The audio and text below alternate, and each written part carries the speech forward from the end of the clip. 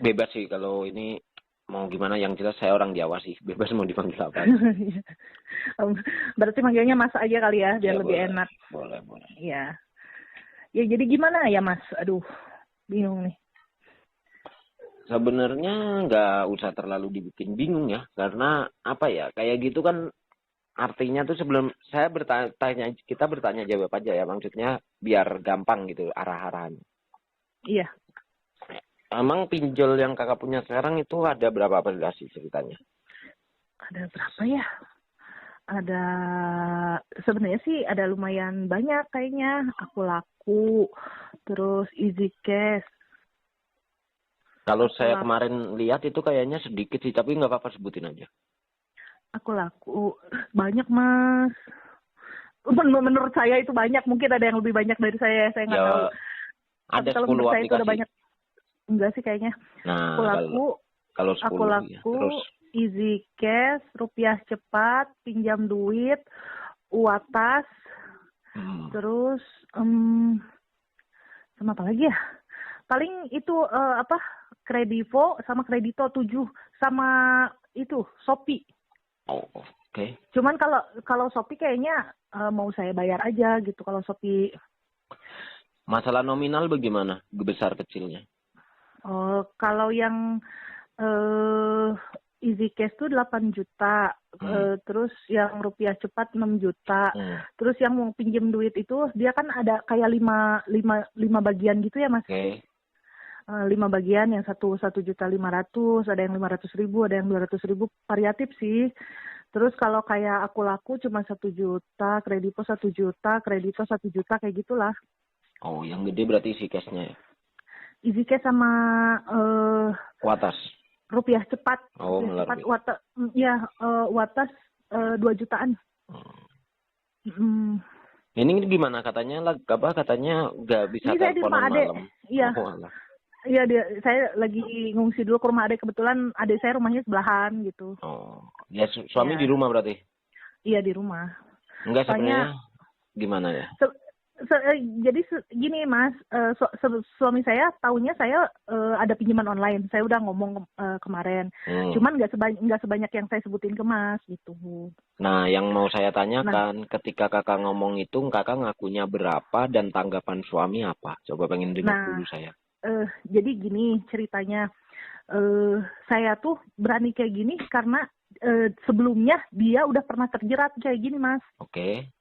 Dia udah pernah terjerat kayak gini dengan nominal yang lebih besar, jauh lebih besar dari saya gitu. Nah dari situ karena saya ngelihat contoh dia, saya berani Mas, saya berani pinjem. Terus?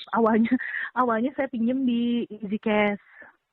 Terus ke Aku Laku, ya kayak gitulah, menyebar gitu ya. Okay. Cuman dia Mas, dia galbay juga. Nah dia sempat stres, kayak depresi kayak gitu selama tahun kemarin sih itu kejadiannya gitu. Nah dia taunya saya cuma punya 1 aplikasi doang gitu. Terus saya bilang, Bang, suami saya kan dari Medan, jadi saya manggilnya Bang, saya mau galbay gitu. Ya udah katanya, galbayin aja katanya gitu. Pasti bisa kok asal kuat katanya gitu. Cuman di sini saya yakin saya nggak sekuat itu gitu. Makanya saya ngehubungin Mas Erik gitu. Oke.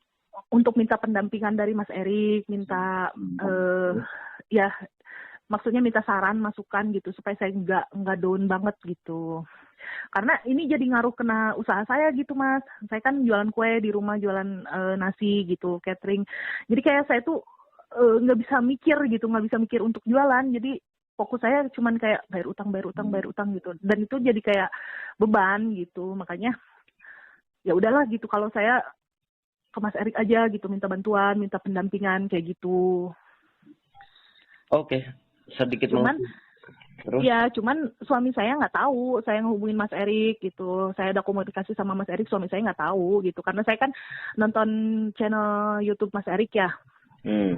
Ya gitu. Jadi ya udahlah, saya pikir saya nggak mau ribet, nggak mau pusing gitu, karena saya nggak mau menghadapi banyak hal gitu. Istilah kata saya nggak mau stres berlebih, makanya saya minta pendampingan dari Mas Erik kayak gitu Mas.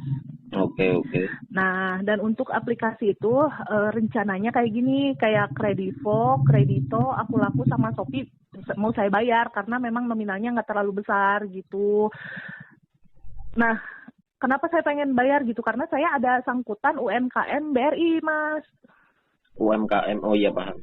Ya, itu apa KUR, kredit usaha rakyat di BRI, ya gitu. Nah, saya takutnya nyangkut gitu kan, soalnya kalau kayak Kredivo dia nyangkut sama Shopee, ini nyangkut sama ini gitu. Saya takutnya gitu. Makanya saya kan kurang paham, awam lah dari hal begini, makanya saya ngehubungin Mas Erik gitu.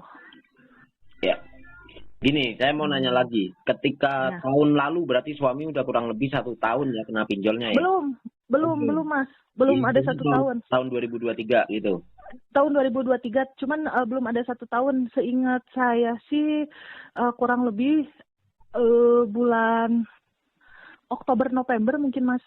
Nah, pernah nggak suami bercerita atau Mbak yang bertanya, sepengetahuan Mbak ya, maksudnya dia kan tadi Mbak bilang banyak gitu ya. Nah, pernah nggak suami bercerita atau Mbak mungkin bertanya, dia bisa melewati itu semua dari mana ceritanya gitulah ibaratnya? Dari mana ceritanya? Ya justru itu dia nontonin YouTube, Mas. Oh, berarti dia udah paham dulu YouTube saya dulu. Ya, jadi saya tuh ini tuh step yang saya tuh pernah pas dia lagi kelilit itu, dia tuh hampir 80 juta kalau nggak salah, Mas. Apa jangan-jangan dia ikut grup saya juga sebelumnya pernah? Enggak, Mas. Soalnya saya tawarin gini, kamu mau nggak ikut gabung ke Mas Erik gitu? Kalau misalnya mau saya WA-in gitu. Enggak deh kayaknya gitu. Cuman dia rutin nonton YouTube Mas Erik. Jadi saya tahu YouTube Mas Erik dari dia gitu. Oh, ya, oke. Jadi kayak saya tuh mencontoh dia gitu, Mas, gitu. Ngerti nggak maksud saya? Ini contoh yang salah. Ya jadi kayak gitu. Salah, tapi caranya nggak salah kalau nyontoh. Maksudnya dalam arti istri nyontoh suami itu nggak salah, tapi emang kebetulan yang dicontoh posisi salah aja. Tapi iya, maksudnya betul. gini loh, ada suatu masalah dan yang diambil poinnya tuh gini, bukan melihat tentang salah minjolnya salah ya, tapi kan penyelesaian masalahnya itu benar gitu, dalam arti suami aja bisa kuat kalau kakak nyontoh ya nggak salah kan gitu ya. Nah, terus gini, ini saya sedikit-sedikit ya, pelan-pelan saya arah-arahin deh. Yang pertama yang terkait kakak nggak jujur itu, pertama kemarin kan saya bilang kan waktu lewat chat, nanti saya arahin itu gimana cara masalah suami gitu ya. Nah, yang pertama nggak jujur itu jelas salah, itu satu, pahami dulu ya. Yang kedua, agak aneh menurut saya ketika kakak nggak berani jujur, sedangkan dia mengalami hal yang sama, gitu ya. Nah, jadi gini, Mas. Belum. Jangan disela dulu, ya. Terus mungkin kakak punya alasan sendiri kenapa nggak jujur, itu nanti diceritain. Betul. Yang pasti itu gini. Di luar sana aja ya, saya bercerita dulu buat gambaran. Di luar sana aja, di grup saya khususnya gitu ya, di grup saya aja banyak sekali orang-orang yang istrinya minjol, suaminya enggak. Nih ya, garis bawahi ya, istrinya minjol, suaminya enggak, dia nggak berani jujur gitu. Itu sangat wajar, karena apa, suaminya sama sekali nggak paham lah dunia kayak gini gitu ya. Dia nggak berani jujur karena mungkin takut suaminya kecewa, apa karena betul. keuangan udah dikasih tapi enggak. Nah, tapi kan di sini case-nya beda. Kakak suaminya udah pernah, ini beda ya. Nah, saya balik ke yang barusan anggota grup saya itu. Di grup saya itu saya selalu menyarankan untuk kejujuran yang utama, gitu ya. Dalam arti dulu. Ya, kakak percaya atau enggak percaya. Ini versi saya ya, versi saya. Versi saya ketika ngedampingi teman-teman anggota grup saya khususnya gitu. Kita mau mau melangkah ke hal yang lebih baik, menurut saya itu kejujuran lah yang utama harus dijalankan gitu. Maksudnya gini, langkah awalnya itu kejujuran dulu gitu. Baru kita setelah kejujuran itu baru menentukan langkah berikutnya gitu ya. Nah, sampai akhirnya alhamdulillahnya ya, di grup saya itu mereka banyak yang berusaha untuk ngikutin arahan saya gitu. Dan yang enggak 100% semuanya hasilnya bagus, dalam arti ketika jujur langsung suaminya support, enggak itu juga, tapi perlahan dengan dengan menurut saya tuh gini, terkadang orang mau jujur itu juga nggak tahu posisi kapan harus jujur gitu loh. Iya. Jadi tiba-tiba udah, ini saya contohin. Dia jujur ketika suami pulang kerja, lagi capek-capeknya duduk, tiba-tiba dia jujur. Momennya nggak pas. Nggak pas gitu loh. Nah, saya arahin, cari momen yang tepat, kapan kamu harus jujur, apa segala macem, dan dilakuin, dan ya mungkin nggak 100% semuanya lancar. Maksudnya dalam arti disupport, tapi kalau secara saya kan ngambilnya persentase ya, anggota grup saya banyak ya, otomatis taruhlah 85% berhasil pakai cara itu gitu. Nah 15%-nya ya yang gagal itu tadi. Tapi sekarang balik ke Mbak gini. Dia yang tadi saya contohkan, yang suaminya nggak mengerti aja bisa endingnya mengerti gitu ya.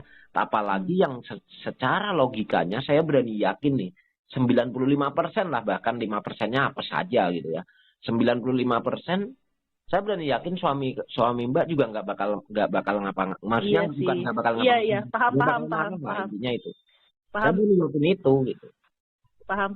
Simpelnya gini. Karena dia pernah ada di posisi saya gitu kan. Iya, pasti.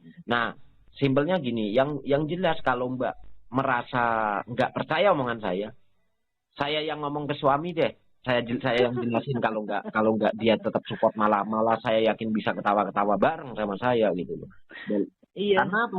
Saya tahu case model beginian itu udah pernah juga ada dari yang lain gitu loh.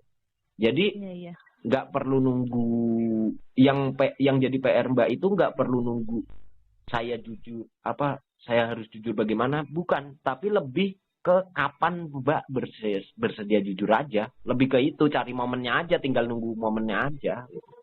Karena pada dasarnya gini Mbak, nih kenapa itu utama banget ya, kejujuran itu utama banget gitu. Yang jelas orang terdekat di kehidupan Mbak kan otomatis suaminya. Satu. Yang kedua, Mbak yang dimiliki itu pinjol-pinjol resmi semua. 2 ya. Yang ketiga, lokasi Mbak dengan kondisi sekarang di Bogor gitu, itu sangat memungkinkan untuk DC datang gitu ya. Jadi ibarat kata gini, contoh Mbak tetap kekeh nggak mau jujur gitu ya. Nah, suatu ketika Mbak belum bisa melunasi dan apesnya DC-nya udah datang, ujungnya suami tahu juga kan gitu. Dan saya rasa kalau kejadiannya seperti itu, itulah akan lebih marah dibanding Mbak umpama marah itu lebih marah ketika tiba-tiba DC datang dibanding Mbak ngakunya sekarang, kasarnya gitu Mbak. Nah, maka dari itu nanti direnungi aja. Maksudnya kalau saran dari saya itu tinggal Mbak nyari momennya aja kapan jujur gitu. Nah, tapi feeling saya sih, saya kan udah ada pembicaraan juga ya sama beliau gitu. Feeling saya sih kayaknya beliau juga udah paham gitu. Maksudnya arah dari pembicaraan saya, beliau udah paham, soalnya tadi aja saya ajak ngobrol gitu. Beliau langsung ngomong gini, ya udah nggak usah dibahas, kita hadapin aja gitu, Mas. Ya, iya, jadi artinya tuh sebenarnya tuh gini. Saya sebagai seorang suami juga gitu ya. Terkadang ketika saya ibarat kata gini, saya udah punya feeling istri saya itu sebenarnya lagi ada sesuatu. Tapi yang sebenarnya itu udah diserempet-serempet gitu ya, udah diserempet-serempet diomongin, tapi jadi di posisi saya itu cuma saya udah tahu, tapi saya cuma nunggu. Ya udah ngomong aja. Dalam hati saya tuh gitu. Ngomong padanya yuk gitu. Tapi saya nggak mau untuk ngungkapin itu gitu. Betul. Cuma paham aja, cuma nunggu aja kapan dia mau ngomong gitu. Dan jadi mungkin posisinya sekarang saya sama suami lagi sama-sama nunggu momen kali ya. Suami saya nunggu momen saya ngomong gitu. Saya juga nunggu suasana. Kenapa saya belum bisa ngomong semua ke suami, karena saya nunggu suasana hati suami saya enak gitu, Mas, biar dia juga menanggapi saya kan enak gitu, karena kan kita yang lebih tahu sifat dan sikap pasangan gitu. Jadi saya tuh lagi nunggu sebenarnya, Mas, gitu. Yang jelas sih gini Mbak, masalah ya benar itu sama-sama saling nunggu. Yang jelas itu gini sih, kalau masalah momen nanti Mbak yang lebih paham di keluarga Mbak itu kapan momen yang baiknya, Mbak yang lebih paham. Tapi yang pasti itu kalau kalau Mbak jujur, saya berani yakin itu ibaratnya nggak mungkin lah ibaratnya bisa marah. Yang pasti itu gini Mbak enggak apa Mbak jujurnya itu karena emang uangnya itu dalam arti uangnya kemana itu digunain dengan jelas gitu loh Mbak. Iya. Kalau soal itu tadi saya udah sempat jelasin ke suami Mas. Kan dia nanya, emang EasyCash kamu berapa gitu kan? Dia taunya saya punya sangkutan kan sama EasyCash, bilang emang kamu EasyCash ada berapa gitu. Terus saya ceritain kan segini. Terus saya ceritain kan uangnya lari kemana dan untuk apa gitu, karena memang kan kemarin saya tuh ada sewa toko kecil gitu Mas, untuk jualan kue gitu ya, pokoknya kayak gitulah gitu. Intinya ke situlah larinya gitu. Terus dia bilang, oh ya udah katanya ngerti gitu. Yang jelas gini, kenapa udah pasti suami ngerti? Yang pertama, suami pernah ngerasain itu, otomatis bukan nggak mungkin suami ngerasain juga gali lubang tutup lubang ya. Nah, pasti dia, kalaupun Mbak, ini saya tambahin, Mbak cerita cuma satu tadinya gitu ya. Iya. Akhirnya Mbak ketika ketemu momen yang Mbak harus cerita semuanya gitu, suami pasti akan gini. Nah, maksudnya kemarin kok cerita cuma satu, tapi dia udah paham bahwasanya itu paling juga cuma diputar-putar aja gitu loh. Iya. Nah, jadi artinya ya memang harus jujur itu, karena yang jelas suami udah bakal ngerti duitnya itu bukan lari kemana-mana, cuma melainkan emang di situ aja, kecuali terkecuali Mbak itu ya mohon maaf ya, ini saya pernah lihat contoh di luar sana juga. Iya, paham. Kecuali Mbak diem minjol, duitnya itu dipakai buat yang nggak bermanfaat. Ya mau contoh aja nih, shopping yang nggak karuan atau apa gitu, belanja-belanja. Ya, jajanin cowok lah gitu, apa gimana gitu. Nah itu. Enggak sih Mas, kalau untuk itu Mas. Ya maka dari itu, jadi intinya balik ke masalah kejujuran ya, clear lah ya. Jadi nanti Mbak tinggal nyari momennya. Kalau clear itu nggak berani, nanti saya ngomong lah, ibaratnya saya udah biasa kayak gitu juga sama anggota gitu. Nah, terus kalau momen yang tepat ya menurut saya malam Jumat lah, Mbak cari momen sendiri gitu. Nah terus sekarang kita lanjut ke problem pinjolnya. Masalah kejujuran udah kita tutup. Nah, kita momen ke pinjolnya. Mbak tadi sempat ngomong aplikasi A, B, C mau dibayar karena kecil gitu ya. Nah, yang pasti itu gini Mbak. Saya mau ngarahin masalah bayar yang mana dulu gitu ya. Sebenarnya kemarin saya sempat ngomong di WhatsApp bahwasannya kalau bayar itu bukan karena cuma dilihat besar kecilnya. Terkadang orang mungkin yang kecil saya selesaiin dulu, tapi harusnya ada bahan pertimbangan lain. Nah, sekarang saya jelaskan gini. Yang pertama yang perlu dipastikan, bayar pinjolnya itu bukan dari duit hutang. Itu satu, ya. Nah, yang kedua, ketika Mbak punya niatan bayar aplikasi, ini dalam tanda kutip kalau Mbak emang niatnya mau keluar dari permasalahan ini semua ya. Ini gini, pertama bayar bukan dari duit hutang, yang kedua bayar dengan arti itu menutup. Jadi artinya habis bayar bukan diambil lagi ya. Itu bukan gali lubang, bukan gali lubang tutup lubang. Iya. Nah, paham. Yang kedua itu, yang ketiga, Mbak bukan melihat dari gede kecilnya, tapi dilihat urutannya adalah yang pertama, Mbak dilihat dulu yang ada DC lapangannya dulu, gitu. Nah, setelah udah ketemu nih contoh dari Mbak yang Mbak miliki itu semua, nanti saya kasih listnya lah apa aja yang ada DC lapangannya, dan di YouTube saya juga udah berkali-kali saya bahas. Nah, nanti Mbak dilihat tuh, contoh Mbak punya 7 aplikasi atau 10 aplikasi. Ketika saya ngasih data aplikasi apa aja yang ada di lapangannya, itu Mbak tinggal checklist. Contoh dari 10 itu Mbak yang ada di lapangannya kebetulan 3 gitu ya. Nah, dari 3 itu difilter lagi. Difilternya cara yang kedua yaitu dicari yang terkecil itu tadi. Jadi dilihat di lapangannya dulu, kalau emang ada dicarilah dari yang paling kecil gitu. Nah, setelah itu urutan berikutnya, pokoknya fokusnya yang ada di lapangannya dulu. Yang ada di lapangannya udah selesai, baru mikir lagi yang lain. Nah, yang lainnya yang mana? Yang kecil, baru itu benar gitu loh.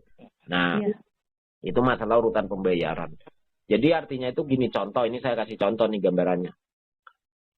Mbak, di situ ada umpama rupiah cepat paling kecil umpama nih ya. Mama rupiah cepat paling kecil, sedangkan aku laku malah taruhlah rupiah cepat 1 juta, aku laku 3 juta, ini sumpama aja. Nah, sedangkan yang ada di lapangannya itu aku laku gitu. Jangan berpikir Mbak bayar rupiah cepat dulu. Lebih baik 1 jutanya itu kasarnya umpama nggak bisa ngelunasin aku laku, ya disimpan dulu. Nanti nambahin duit lagi buat beresin aku laku gitu loh. Iya. Jadi rupiah cepatnya korbanin gitu loh, korbanin dulu. Gitu.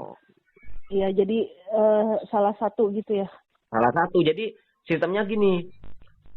Oh, satu lagi ini ada yang beberapa yang kejadian yang salah juga. Jadi jangan pernah berpikir juga bayarnya itu dicicil dalam arti dicicil tuh gini. Mbak sumpama sekarang punya duit 3 juta nih. Nah, aku laku tunggakan 2 juta, kreditku 2 juta, terus yang ada di lapangannya lagi seumpama watas 2 juta. Nah, Mbak jangan pernah dari 3 juta itu dibagi sejuta. Jangan gitu sistemnya. Tapi mending yang 3 juta itu buat beresin satu jebret gitu. Iya, jebret gitu. Langsung lunas. Nah, nanti kalau emang masih kurang ya Mbak tinggal nyari duit lagi nantinya gitu loh. Kenapa? Kalau ada pertanyaan kenapa harus begitu gitu. Karena gini, kalau seumpama Mbak dicicil, nanti kan masih berjalan tuh denda-dendanya. Yang ada kan tambah ribet lagi nantinya, kan gitu. Iya. Dari ketiga aplikasi itu kan karena belum lunas kan dendanya jalan terus. Tapi beda cerita kalau yang satu udah lunas, satu udah tutup nih, tinggal yang satu nih yang denda jalan terus gitu. Iya. Jadi mikirnya nggak terlalu berat gitu maksudnya. Ya benar. Terus secara hitung-hitungan juga lebih enak aja Mbak yang tadinya 10 sumama. Kalau satu beres kan tinggal 9. Iya. Satu beres lagi tinggal 8. Tapi kalau Mama Mbak nyicil dibikin pukul rata, kan tetap 10 terus Mbak. Gitu. Iya, nggak ngurang. Iya, paham Mas. Nah itu terus. Apalagi deh yang mau masalah kontak darurat. Masalah kontak darurat Mbak gimana? Kontak darurat ada kontak adik sama kontak teman sih Mas. Oke. Karena gini, yang perlu Mbak paham ini ketika kita kena pinjol itu ya mungkin ini saya cuma menjelaskan ulang kalau Mbak udah tahu dari suami dulu. Jadi yang ketika kita kena pinjol itu otomatis yang dirugikan bukan cuma kita, tapi yang disebut orang sekitar kita, khususnya karena Mbak cuma punya pinjol legal doang, nggak ada yang ilegal ya.